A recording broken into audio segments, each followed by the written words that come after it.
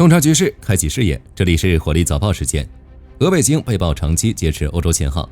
战场方向俄后勤崩盘，士兵被迫自生自灭。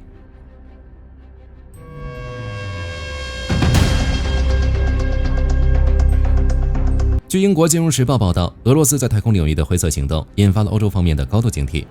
情报显示，代号为 Launch 1和 Launch 2的2颗俄罗斯卫星涉嫌长期对欧洲地球同步卫星进行信号截获与间谍活动。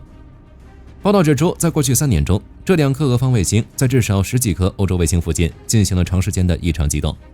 尽管目标卫星主要用于民用广播，但也承担着传输欧洲、非洲以及中东地区敏感数据和军事通信的任务。德国军事太空司令部司令迈克尔·特劳特少将证实，俄方卫星被怀疑正在执行信号情报搜集任务。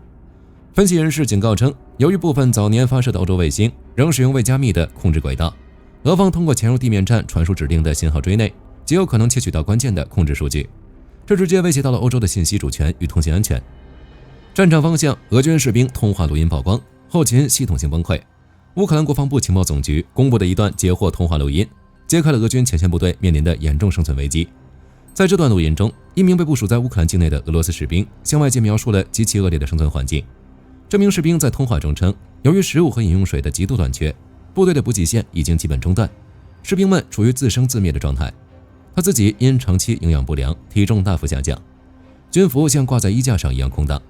这名士兵绝望地表示，除了胡须，甚至无法辨认出自己原来的模样。乌克兰情报部门指出，这段录音并非个案，俄军后勤保障体系已经系统性崩溃，俄罗斯指挥层已无法维持前线最基本的物资供应，导致部队士气涣散，作战能力急剧下降。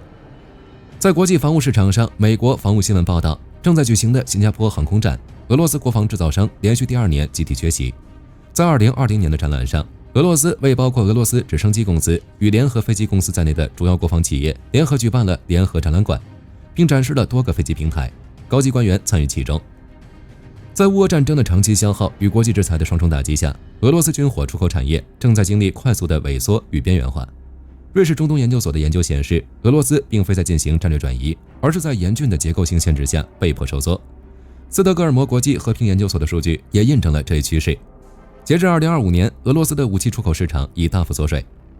对单一买家的依赖度高达 60%。这表明俄罗斯作为全球主要武器出口国的地位正在被削弱，其在国际防务舞台上正陷入了日益加剧的孤立状态。今天的早报到这儿就结束了，后续结果如何，火力军将持续关注，下期见。好的，各位观众朋友们，我们频道一直在聊真实的军事资讯和武器装备，后台也经常有朋友问，有没有值得推荐的入门级模型？今天就和大家分享一款近期接触到的产品。首先，它的外形还原度做得相当不错，比例准确，武器上的一些关键细节和标识也都有体现，材质也说得过去，拿在手上有不错的分量感。其次，它具备一定的可动性，对于理解基础操作原理有一定帮助，让它不仅是个静态摆件。综合它的做工和可玩性来看，价格确实比较亲民。对于想入门模型收藏，或者单纯想在桌上贴一个摆件的朋友来说，是一个性价比很高的选择。商品链接已经给你们上了，感兴趣的朋友可以自行了解。